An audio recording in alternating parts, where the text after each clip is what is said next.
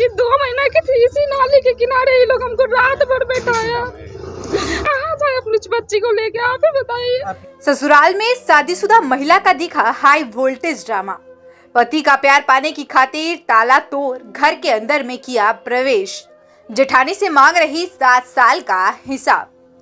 सरकार बेटियों के लिए तमाम स्कीम चला रही है। बेटी बचाओ बेटी पढ़ाओ का नारा तक दिया है, लेकिन उसके बावजूद भी बेटियों पर अत्याचार के मामले कम होने का नाम नहीं ले रहे हैं। प्रताड़ित होने के बावजूद न्याय पाने के लिए कोर्ट कचहरी का चक्कर लगाना पड़ता है।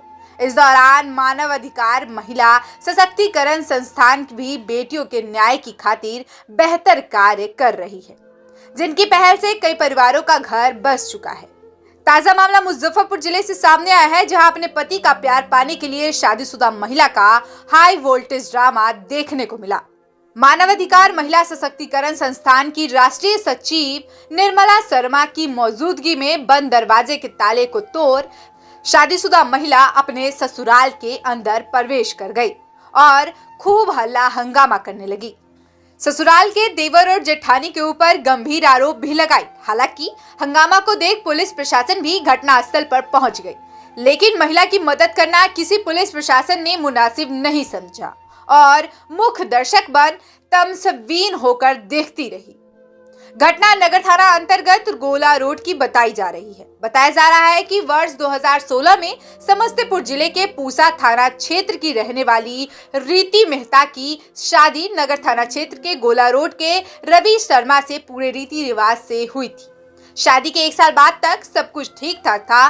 कुछ दिन बाद वह गर्भवती हो गई, फिर बेटी ने जन्म लिया। बेटी को जन्म देना शादीशुदा महिला को महंगा पड़ गया, जिसके बाद तरह तरह के हथकंडे अपनाकर प्रताड़ित करना शुरू कर दिया, जिसके बाद अपनी छोटी बच्ची के साथ में लेकर रहने लगी और अपने न्याय की खातिर कानून और मानवाधिकार महिला सशक्तिकरण का सहारा लिया। और उनका उत्तराधिकार मेरा भी तो है, लेकिन देखिए कैसे गेट बंद किए हुए, हमको अंदर नहीं घुसने दे रहे। 7 साल पहले मेरा शादी का 7 साल हो गया। 7 साल से ये लोग ऐसे ही कर रहे हैं बार बार। कभी हमको रात भर नाली के किनारे बैठा देते हैं, कभी रोड पे बैठा देते हैं, ऐसे ही कर रहे हैं ये लोग। क्या बच्चा है? एक बच्ची है मेरी। क्यों ऐसा होता है, क्या घर वाला चाहता है, अगर घर में हमको कभी रखते भी है तो मेरी जेठानी झाड़ू से मारती है अपने देवर को कि इसको मायके छोड़ के आओ। और आज देखिए कि गेट नहीं खोल रही है। पति क्या करते हैं? पति क्या करते हैं? पोस्ट ऑफिस के एजेंट है जी। क्या नाम हुआ? रवि शर्मा। आपका क्या नाम है? रीति मेहता। रीति मेहता ने बताया कि वर्ष 2016 में पूरे रीति रिवाज के साथ शादी हुई थी। शादी के 1 साल बाद सब कुछ ठीक था। जब गर्भवती हुई और अल्ट्रासाउंड के जरिए गर्भ में बेटी ठहरने का पता चला, तब से प्रताड़ित करना शुरू कर दिया। बेटी जन्म लेने के 2 महीने के बाद घर से धक्के मारकर बाहर निकाल दिया गया। फिर अपने मायके में रहकर छोटी बच्ची का जीवन यापन करने लगी, लेकिन परिवार के लोगों ने कभी भी किसी भी हालत में थोड़ी भी मदद आज तक नहीं की।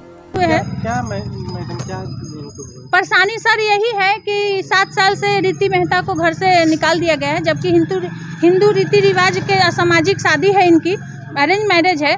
और पता नहीं क्या प्रॉब्लम है दोनों के बीच में कि इनकी फैमिली इनको रखता नहीं है, घर से बेघर कर दिया है। 7 साल से अपने मायके में भरण पोषण कर रही हैं, और जब ये अभी इनकी स्थिति ऐसी है कि ये नहीं रह पाएंगी वहाँ, तो एक बच्ची है जो उसको बच्चे को रखने के समय भी हुई है, वो भी नहीं जान रही है कि माँ दादी का घर क्या है, बाप का घर क्या है, और ये रखना नहीं चाह रहे हैं। आज जब हमने इत्तला किया, फ़ोन नहीं उठा रहे हैं, और आने के बाद जब हम गेट खुलवा रहे हैं तो घर में लोग कह रहे हैं कि घर में लोग ही नहीं है, आपका घर में जो भी फैमिली है वो ताला बंद करके रह रहे हैं। मैंने कहा कि आप खुलवाइए ताला, बात करने से समाधान होगा ना।